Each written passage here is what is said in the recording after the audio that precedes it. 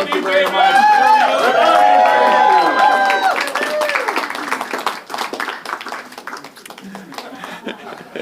Thank you very much to the great people of Battle River-CrowFoot. If I stand before you here today, it is by the grace of God and the good generosity of so many people, the first of which I must start with is my incredible wife, Anna. Anna, yes, give her a round of applause. Where did she go?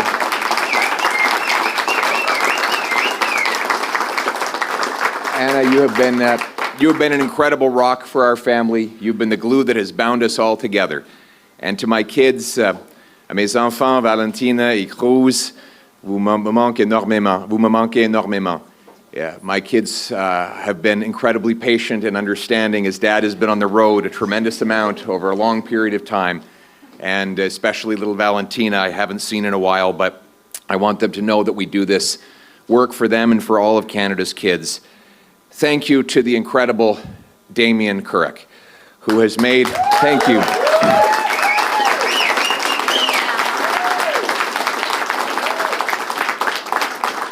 Whose gracious sacrifice has made this moment possible. He and Danielle have been filled with kindness and generosity to us. The story that most captures the essence of the Kurrick family happened at a tragic moment in their life. Last harvest, Damien lost his best friend and his father right in the middle of the harvest. And of course, this was a heartbreaking moment for him. He had spent his childhood basically being mentored by this gentleman who had taught him everything he knew. But then he had to ask himself, how are we going to get the crop off? 6,000 acres. And the leader of all of this work was no longer with them. And suddenly, dozens of combines from across Battle River-CrowFoot appeared at the Kurrick farm and scattered out into the fields and brought home the harvest. Without asking for anything in return, these incredible neighbors, friends, and people perhaps they didn't even know showed up to give a helping hand. This was bringing in the harvest in more than one way, for the Kurrick family has planted the seeds of friendship across this region for over 100 years. And the seeds of those friendships came home in that beautiful harvest on that day. And that epitomizes the great people of Battle River-CrowFoot, for whom I am grateful that I will have the chance to be their humble servant, to fight every day and in every way for the people in this region who feed, power, and protect all of Canada. These are the farmers, the tradespeople, the soldiers, the prison guards, the entrepreneurs, and so much more. Through drought and depression, through booms and busts, they've come through it all and they've never stopped. But this incredible region and its amazing people have suffered terribly over the last 10 years. I've seen the main streets that have been hollowed out and the trades workers who are underemployed because there is just not the work as the federal government has attacked the oil and gas sector and favored foreign producers. This is the truth here in Battle River-CrowFoot and in many communities across this country. Over the last 10 years, Liberal policies have sent crime, immigration, housing costs, inflation, spiraling out of control. Now, they promised recently that things would be different, but under Mr. Carney and his 157 days in office, they've only gotten worse. There have been many announcements and meetings, many photo ops, and a lot of jazz, but not a lot of results. He sent everyone home for a summer vacation. He sent them home even though the deficit is spiraling out of control. Inflation is up, elbows are down, no resource projects are underway, and a housing crisis worsens as builders can't afford to build and buyers can't afford to buy. That's why us Conservatives have our work cut out for us. This fall, as Parliament returns, we will not only oppose out-of-control Liberal inflation, crime, immigration, cost of living, and housing prices, but we will propose real solutions for safe streets, secure borders, a stronger and sovereign country with bigger take-home pay for our people. We will put Canada first, and we will do so in a way that will make our country self-reliant and make our people capable of earning paychecks that buy affordable food and homes in safe neighborhoods.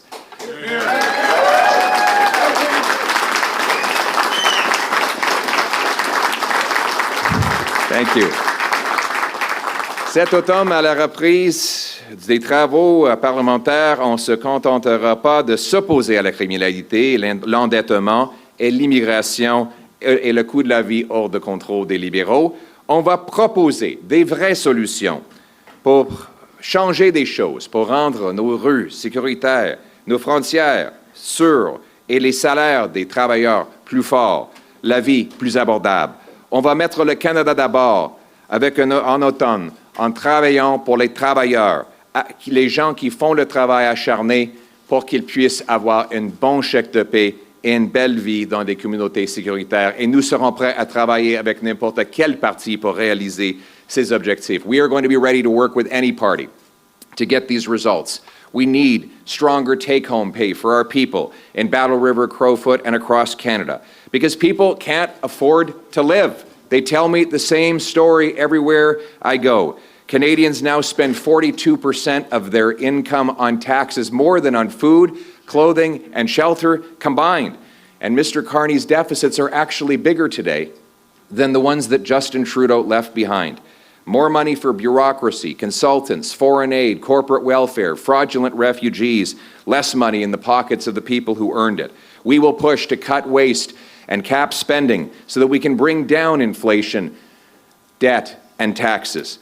We believe that Canadians deserve low taxes and bigger paychecks so that food and homes are not luxuries, but once again, the things that people can take for granted. You work hard for your money. It's time that your money started working hard for you.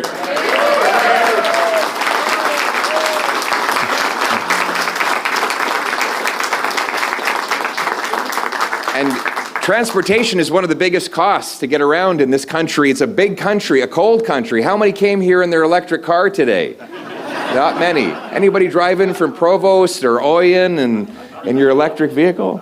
Hardisty, from Hardisty? No.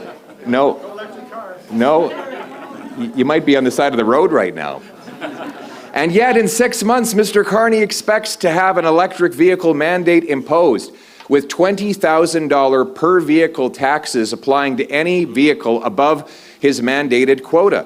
This is a direct attack on rural life and on the cost of living in Canada. It will wipe out our auto sector. It is not an exaggeration to say that the majority of communities in Battle River-CrowFoot and across rural and remote Canada would not exist if an electric vehicle mandate were in place.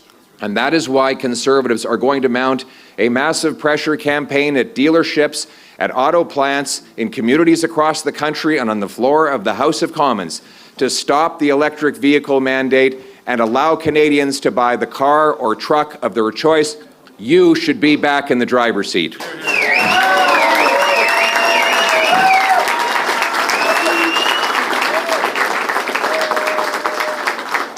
We need safe streets again, even in rural communities where Kevin Sorensen tells me they used to leave the doors unlocked. Now people don't feel so safe. In rural communities on farms, the thieves are showing up and siphoning gas and stealing copper. More dangerous and violent drug offenses are happening everywhere. Conservatives will push for laws that lock up violent offenders, ban drugs, treat addiction, and make our communities safe to raise families and for seniors to retire. We'll also protect the lawful, licensed, trained, and tested firearms owners. Having a hunting rifle in rural communities is not just a matter of recreation. It is a way to feed your family.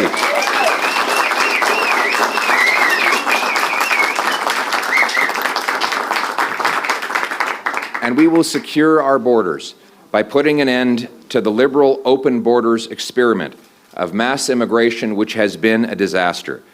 Over the next several years, we need to have more people leaving than coming, so that citizens in Canada can afford homes, can find jobs, and health care again. Conservatives welcome lawful, orderly immigration, but it has to be done in our national interest, the right people, and in the right numbers. In other words, we will fight to restore an immigration system that puts Canada first. And most of all, we need to restore the sovereignty of our country. Our nation has become far too dependent on one export market, and increasingly the Liberals are losing two trade wars, one with China and one with the US. Since Mr. Carney took office, $60 billion of net investment has fled the country to escape high Liberal taxes and brutal anti-development policies. This has weakened our economy and our negotiating position against other countries that want to take advantage of us. Those investors are taking their money to other places that have lower taxes and more favorable treatment. Meanwhile, US and Chinese tariffs have actually worsened since Mr. Carney got elected, and that was an election that he ran on getting a better deal. Conservatives will fight to put Canada first, and we will work with anyone from any party. We continue to extend our hand to Mr. Carney and say that we want to work with any party to put an end to the tariffs and get a fair deal for Canada. In fact, we're proposing solutions, nonpartisan solutions, that will help strengthen Canada's hand. For example, we propose a Canadian Sovereignty Act to take back control of our economic destiny. This act would legalize pipeline construction, rapid mine approvals, LNG plants, nuclear plants. It would get rid of the industrial carbon tax, the EV mandate. It would ensure that Alberta could continue increasing its output of oil and gas. It would pave the way to get pipelines built right across this country, and it would eliminate capital gains tax when you reinvest your profits here in Canada to bring back hundreds of billions of dollars investment. This is an idea I hope the Liberals will steal, because our purpose is Canada.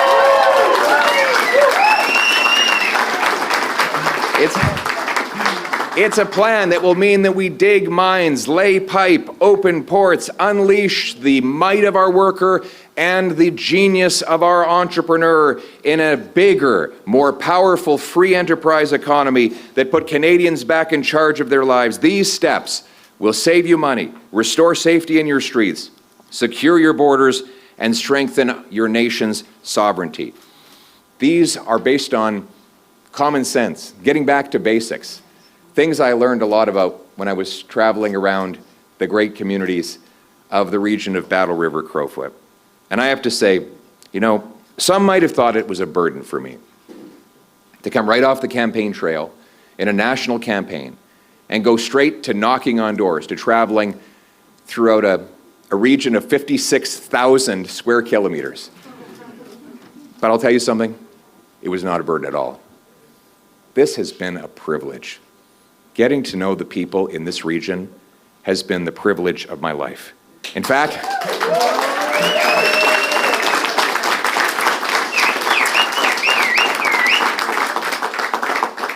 I've had a hell of a lot of fun.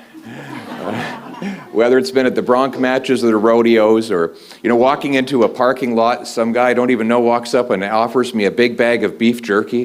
What? It doesn't happen in the city. Or another guy says he's got a four-wheeler and he tells me I can tear around town in it all by myself. He trusts a city boy to do that. I don't know what he was thinking, but I really love the people of Battle River-CrowFoot. They're the kind of what you see is what you get. Give you the shirt off their back, tell it like it is, common sense people. They reinforce. I love you too. Thank you very much. I love you.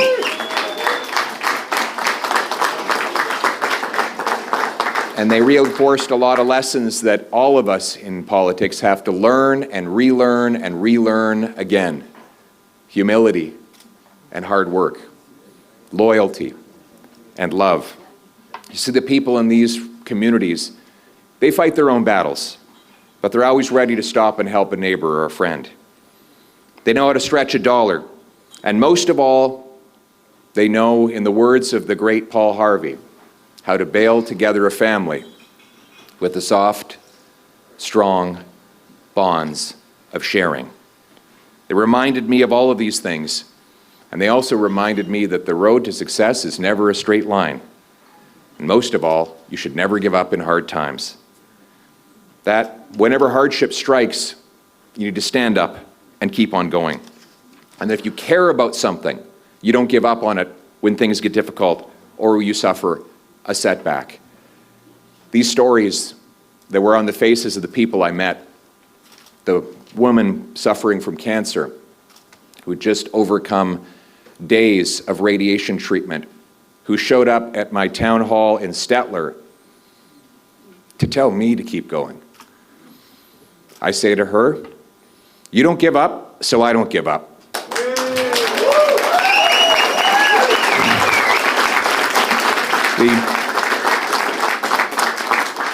The waitress I met in the same town who told me she also works as a teacher and a ranch hand, but has no money left at the end of the month, somehow having 3 jobs. Because she doesn't give up, I won't give up. Or Patty. Patty, a female prison guard who works at the Drumheller Penitentiary and who was tied up and viciously assaulted by a violent criminal, and told me that she wasn't afraid because she was too busy thinking about the job that she had to do to protect her fellow prison guards. My message to her is, you don't give up, so I don't give up. To Bill Bauer,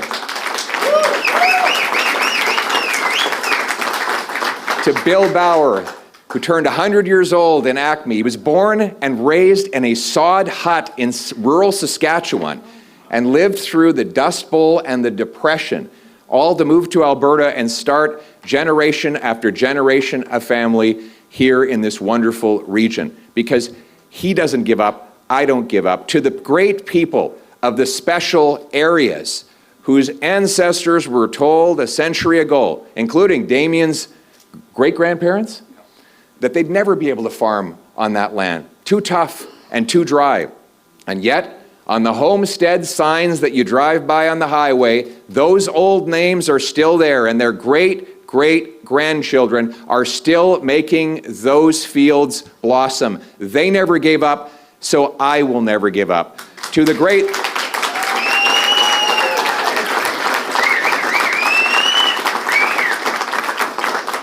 Because as my mother, who's here today, taught me, when you get knocked down, you get up and you keep on going. If you believe in what you're doing, you march forward. And so I say to all of the people, not just in the great region of Battle River-CrowFoot, but right across this country, to anyone who has been knocked down, but has got back up and kept on going, you haven't given up, so I won't give up. Together, we will work together, we will fight together, we will sacrifice together to restore the opportunity that our grandparents left for us so that we can leave it for our grandchildren, so that we can once again restore a country that is strong, self-reliant, and sovereign. That is the country we're in this for. That is why we stay united. That is why we go forward. May God keep our land glorious and free. Thank you very much. Thank you.